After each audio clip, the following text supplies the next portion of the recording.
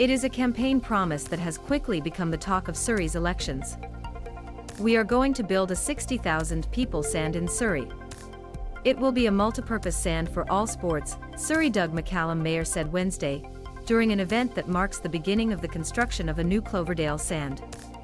McCallum followed his comments by stating that Surrey is on the way to eclipse the population of Vancouver in the next 4 or 5 years, although there are no population models to support the prediction.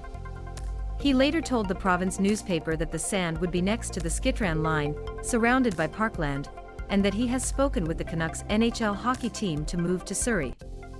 Perhaps in the next few days McCallum will review the size of his proposal or the timeline. Several obstacles, says the former owner of Canucks. But in the recent BC history, there is precisely an experienced person who supervises the creation of a new multipurpose stadium for more than 10,000 people. And he was skeptical that McCallum's promise could work. It is a difficult task, said Arthur Griffiths, who as owner of Vancouver Canucks built Rogers Arena for $160 million in his money in the 1990s. Griffiths said that due to the growth of the population of Surrey, there could possibly be enough people to justify a stadium that size from the point of view of assistance. But he said there were 3 main obstacles. The first was the lack of corporate dollars based in Surrey to help finance a sand and pay future suites and luxury boxes that are key to the profitability of modern sports facilities. When I built GM Place, it was location as much as anything else, and the location is not only where people live, it is where they work. The business dollar is quite vital for the usability of the stadium.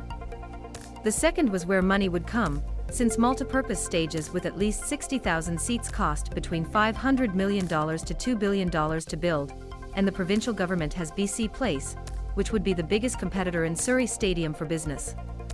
It's a problem of the owner, he said.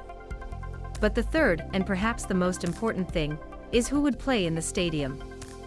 Griffiths ended up chasing an NBA expansion team, which became the Grizzlies of Vancouver, because 40 games and Canucks concerts alone would not provide a strong enough commercial case for GM Place. We knew that instantly we had 100 nights for GM Place. In Surrey, if you get the Lions BC,